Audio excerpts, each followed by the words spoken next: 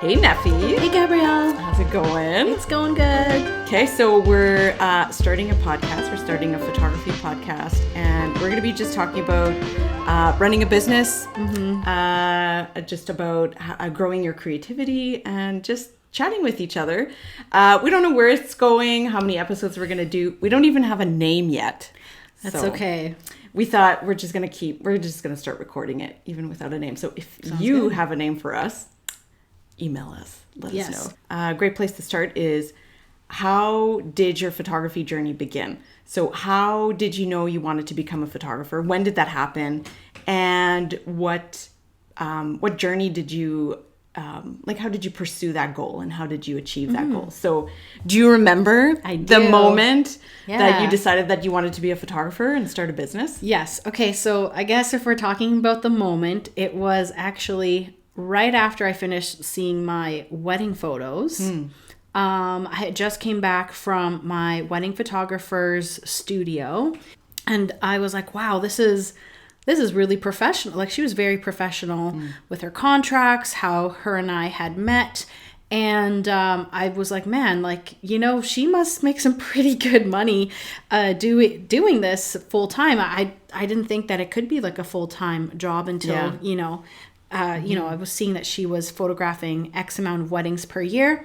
And I've always been, it's weird for me to say that I'm a people person, because I am a people person, but I'm also very introverted. Oh, yeah? But at the time I was working at a car dealership and, I did more sales. And sales jobs, you have to deal with like talking to people. Customers, customer service. Exactly. Yeah.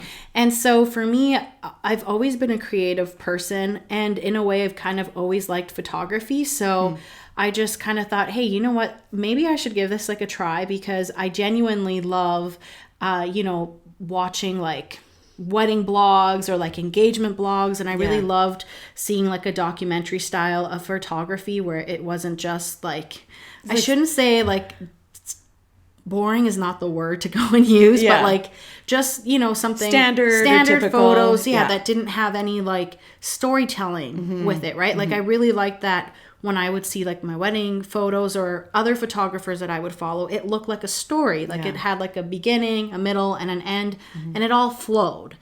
I was like, you know what? I wonder if like I could do this too. Like, I love getting to know and meet people, and I'm a very creative person. And so I decided to ask my wedding photographer where she had gone to school, or if she could give me any tips. And so she was like, this is the school that I went to. She went to Prairie View School of Photography, and one of the deciding factors that I had wanted to go to that school versus a different one in the city was that Prairie View was offering a diploma instead of a certificate. So then you went to, you did the program at Prairie View, graduated in what year? So I went in 2014 and graduated in 2015. Okay. Did you start how did you start your business after that? Like, did you register your business name? Yeah. Like, how did that all go? Yeah. So I, while I was in school, I started taking like photos of like a little bit of everything just to kind of figure out what I really had wanted to do. Logically, I had told myself I was going to learn how to do photography so that I could do landscape photography. Okay. Because my husband, owns a construction company, and I was like, I'm going to take all of his photos for him. So I was like, I'm going to go to school so that I can take photos for him. Like architectural photography or like interior? Yeah, exactly. Like I wasn't even thinking about people, because I was trying to like justify spending so much money to go to school. You'd like jump in on his business. Yeah, like, exactly. That was actually... So did that happen like after? No, I was like, my landscapes were all crooked. Like they just... I know that there's tools to make, but I had very quickly had realized that, you know what, I can actually do this just doing like people. Yeah. And so you were drawn to portrait photography, like straight out of exactly. Yeah. Okay. So I did register my business, but it was right after school that I had registered it, but I was still going by like Nefertiti Bergen photography at the time. And I had just started by, luckily for me, I was in a church community. And so I just started taking photos of a lot of my friends. portraits, family photos, a little bit of everything to kind of figure out what I really liked. So like people that you knew, Yeah. and you can like using those connections, you started shooting. And okay. Yeah, exactly. And then once I was out of school, I was able to like register a business name. And then a couple of years later, which I guess everybody kind of does things a little bit differently, but at the time I was just doing photography part-time, and I was still had like a full-time job. When did you go full-time in your photography business? Like you graduated in 2015.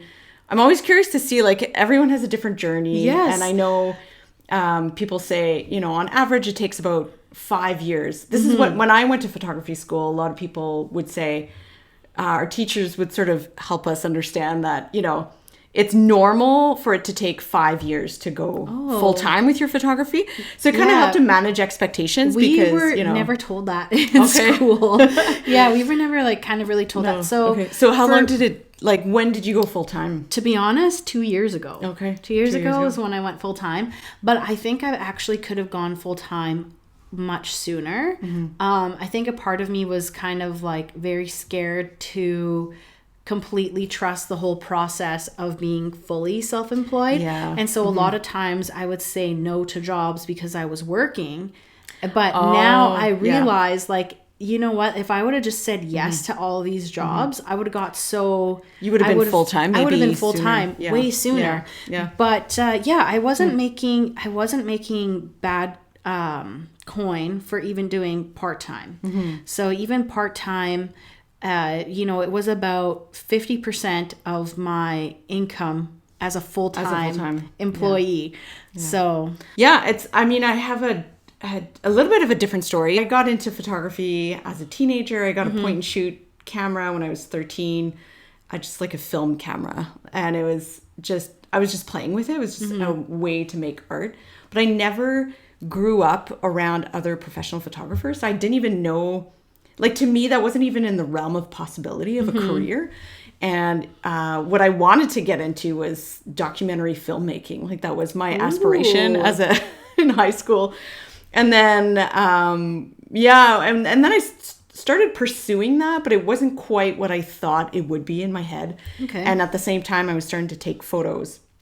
And that was just, like, for fun and on the weekends. And then as I started taking more photos and sharing them on Flickr. This is like back in the Stone Age. When the only place to share photos online was like on your blog or on Flickr.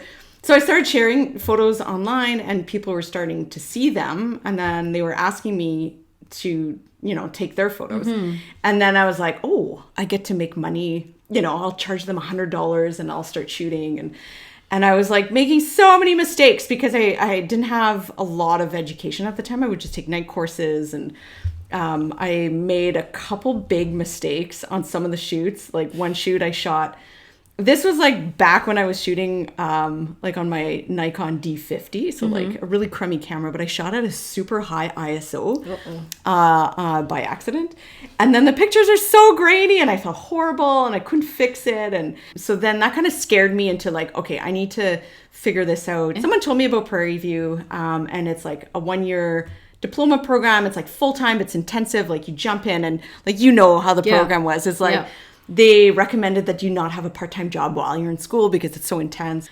Went to Prairie View and and then that was in 2007 and graduated in 2008. And like you, like just before graduating, I registered my business name, which is still the same one to this day, Gabrielle Touchette Photography.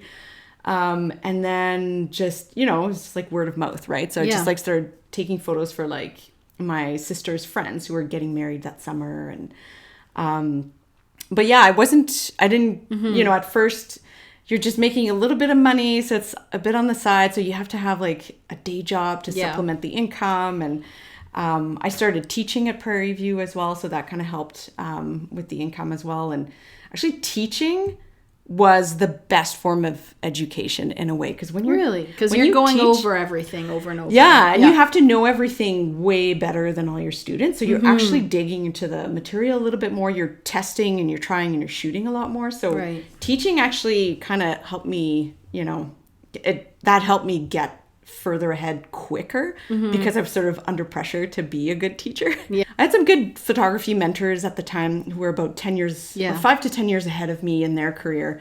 And they just gave me some really good advice on how to grow my business and how to go full-time in that way. So I think that really helped too, and taking that leap. And then it worked. I was able to replace my income fully with my photography business. And then, I went full-time like around 2011. Yeah, that's sort of my journey. But it's interesting because it's not, it's not like when I was 10, I'm like, oh, I'm going to be a photographer.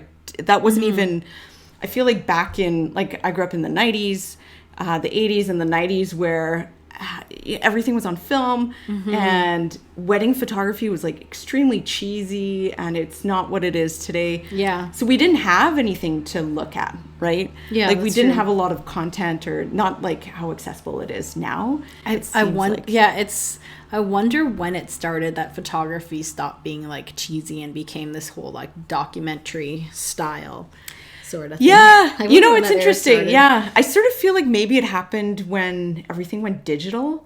Because I feel like once people started shooting digitally, at least for me, like when I made the transition from film to digital, I started shooting like 100 times more photos. It was also cheaper. Before. You're not going to be, Yeah. So then you're experimenting, you're trying things, and you're not afraid of making mistakes and being a little bit more crazy because you're not wasting film when you do it. Right. So I feel like that kind of, really ramped up the photography sort of. Yeah, I think that was around, what was it, like 2003 when things started going digital. Yeah. But yeah, the digital world just changed everything. And Instagram. I feel like in a good way and in a bad way that it changed, because I think that when it comes to film, like there's still a lot of photographers that now kind of incorporate film and say like wedding photography or whatnot. Sometimes they're paying like a lot of money for just 12 frames. Yeah. Right? They're paying like, so much money for just to shoot 12 frames. So if you're photographing like a whole wedding and you have a bunch of film, then they're charging these crazy amounts. But in a way, they're almost looking at each individual digital image or film image, like each image that they give as its own standalone piece of art. Yeah. And they're basically putting there's a lot of photographers that I follow where instead, like, for me, I was giving like thousands of pictures away for a wedding, and they'll bring it down to like 200 pictures. Yeah. So I think that like that type of thinking of when you kind of realize that each photo is like important. I don't know. I was going on that tangent, but it does. It kind of changes the craft a little bit. It kind of brings it back to the art of it, and you're a lot more intentional when you. Yeah, I feel like sometimes, and this is maybe a topic for another episode, but this idea of like, it with the digital realm now, photography is so accessible. It's so easy for people to take photos that it kind of dilutes the craft a little bit. Not to say, I think that having digital, the digital sort of realm helps to bring out new artists that maybe wouldn't have come out of the woodwork otherwise. But it also kind of makes it, a lot more accessible, which generally means that there's going to be a lot of sort of low grade. And I think that that's where like, because like everyone can take a photo now, right? With anything, an iPhone or whatever type of camera, that sometimes it's more so like the value of the photography sometimes hasn't been, what's the word that I'm looking for? Like sometimes the value hasn't been there as much, where now, like I said, for me, I've only gone full time 2 years ago, but 2 years ago, like my prices for a mini session was like $150, and I was giving away 100 plus pictures or something, and like, I was doing these half-hour shoots. But now it's only been 2 years later, and I kept my pricing for like almost 8 years, but now 2 years later, that same session I'm selling for almost 5 times the price. Or 4 times or whatever, if I'm not good at math. But so I feel like there was a point where I had to kind of realize that each photo had value to it. To finish off, what would be 3 pieces of advice that you would give to someone thinking about going into photography? Yeah, so I would say it's good to figure out what sort of niche you want to get into. So for me, like I said, I started thinking that, I'll do like landscape photography, but, and like a little bit of portraits, but like I don't do landscape photography now. So I had to kind of really figure out that, yes, I love portraiture, and then even figuring out the type of genre in portraiture, because there's so many different types of genre. So I think like figuring out your niche. Yeah, figuring out what you really love to go and shoot. Because I think that when you specialize in something, that's where you can kind of I don't know. I think that specializing. Well, you can excel, right? Exactly. Like, because you're focusing on you can really excel in it because you're doing that one thing really well. Yeah, totally. And then secondly, I think once you realize what that niche is like start out find any type of community that you're in. Like some people, they join sports groups in the summertime and they're in sports groups, or, whether you go to church. For myself, I went to church, so I started to ask, friends in the church that I was like, okay, now that I know my niche, now I want to take these type of photos. I would ask these friends if I could take their photos, and I would post it on Instagram. And I would, ask them to wear certain things just so that it kind of like fit within the look that I wanted it to go into. And I think kind of realizing that what you're posting online, you're going to attract those type of clients. So if you don't want to shoot newborn photography, for instance, don't post the newborn photos, even though you may have taken a job that was a newborn photo, or you did it for a friend or something, because then more people are I like those. So I think so, like post what you want to attract.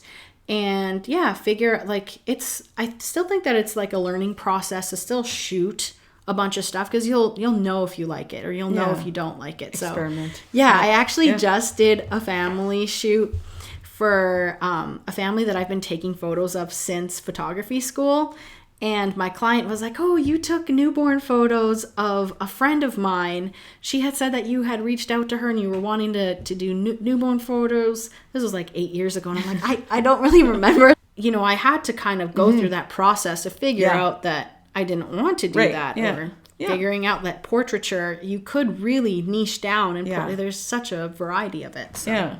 So it's like testing it all out, trying it all out, but once you know what that is, like niche down. Exactly. That's good advice. And then post more of that. If I could go back to where I was at, what piece of advice I would give would be, like seeking out people, like professional photographers that are teaching photography and actually learning the right techniques. Like that was huge for me to know how, I bought all this expensive gear, but how do I use it? So like pursuing education, huge. But equally, I think what was important is practicing, like actually shooting, trying things, having real clients. Like I think that helps too, to like, okay, you could do a few things for free to build your portfolio, but actually taking on clients maybe at a discount when you first start out, just to like practice and experience what that's like to be hired to shoot something and to produce the images and go through that process. And practicing is huge. It's not just education, but it's actually applying what you're learning and doing it. That would be my second piece of advice. And third piece of advice, similar to what you were saying, like post what you want to attract. That's what I did. I was like, this is what I love to do. I want to share it. And you can't be, as a photographer, you can't be scared of self-promotion. You have to put yourself out there, and you have to show people what you're shooting, and share the things that you want to attract more of. So I totally agree with that. That's a great piece of advice. So, all right. Well, thanks for listening, watching, and our No Name podcast. If you have a name to suggest for this podcast, let us know. Yeah, we'll think about it too. Yeah, exactly. But hey, in the grocery store, President's Choice or No Name. Yeah, people love that too. So. No Name, the No Name photography. Yeah. All right. Okay. Well, we'll see you later.